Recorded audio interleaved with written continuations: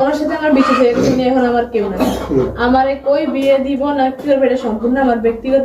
আমার আব্বু আম্মু দেখেন নাকি হ্যার লগে আমার বিবাহ বিচ্ছেদ হয়েছে, হ্যার লগে আমার পার্সোনাল ভিডিও পিকচার থাকতেই পারছে, এগুলো আছে হ্যার কাছে। হ্যাঁ যখন তো আমি ওনার বিবাহ দিচ্ছি তার কারণ কি, প্রথমত হইতেছে ওনার মুখের ভাষা যে অকর্ত গালি গালা যেগুলো কোনো ভালো মানুষের পর্যায়ে পড়ে না, চাইলে আমি এখন শুনে দেবো। উঠছে শুনেন আপনি, ওই আমার তো এখনো আছে। তারপরে হ্যাঁ বিদেশে যাইয়া বিয়ে করছে আরেকটা, ওই না আমার থাকা আমি এখন এতটা আমার আব্বু আম্মু টাকা দিয়ে হারে বিদেশ পাঠাইছে যাইয়া, তারপরে 2 মাস না 3 মাস পরে বিয়ে করছে।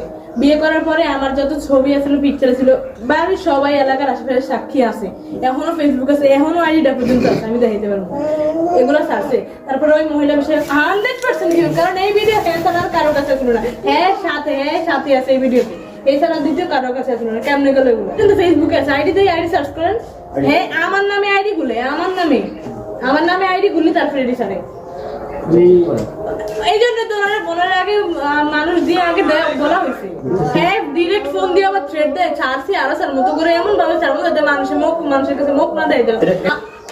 আমার সাথে বলছে যখন আমি বলি উনি আইডি গুলো যখন খুলছে না, আইডি গুলো যখন ওনার কাছে ডিভোর্স হয়ে গেছে না, হওয়ার পরে আইডি গুলো লক করে ফেলছে, আর তখন ওটা পাবলিক ছিল তখন লক করে ফেলছে, কিন্তু প্রোফাইলের ভিতরে ভিডিও